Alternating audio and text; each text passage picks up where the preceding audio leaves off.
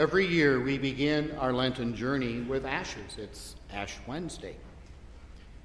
And as our brothers and sisters for centuries before us did, we mark ourselves with ashes as a sign that we acknowledge, first of all, our sinfulness, but secondly, that we realize our mortality.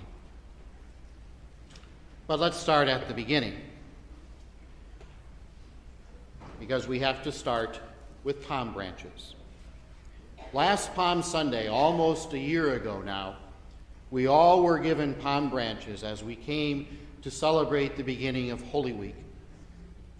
At that time, these palm branches were green and they were fresh and limp. It wouldn't stand upright like it does right now.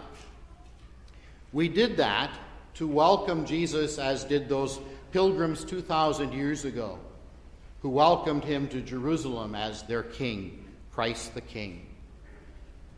Over the course of a year, however, these palm branches and the ones that you have at home have become dry and brittle.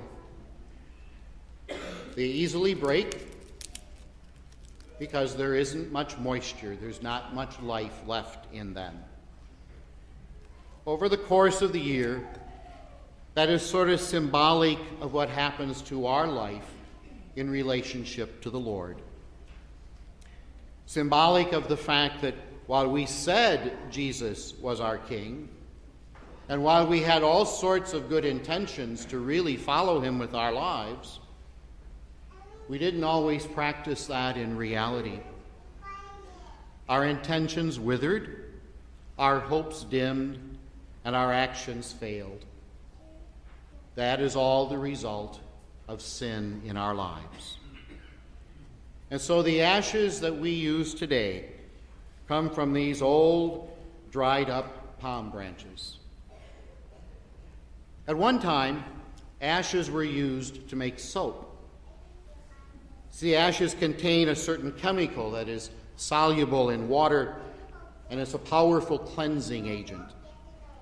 And thus, Lent can be seen in one way as a time of cleansing and purification, a washing away of the grime of selfishness and hatred and mistrust in our lives. In a sense, it's a spring cleaning of all of those things that draw our attention away from God and the ways of God.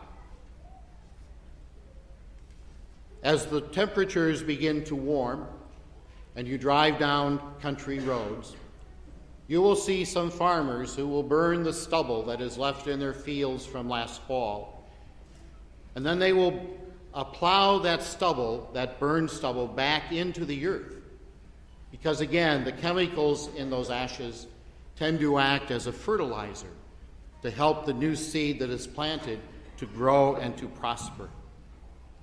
And thus Lent can be seen in a second way as a planting season for souls and spirits, a time for the Word of God to truly take root in our lives, a growing season for our hearts and spirits to be transformed from barrenness to ripeness, from despair to hope, from death to life. Let us go forward during this Lenten season in a renewed hope of our own transformation, that we too might put aside our life of sin, that we might prosper once again in the life of grace that God wishes to share with us. And with those who are to help with the distribution of ashes, please come forward.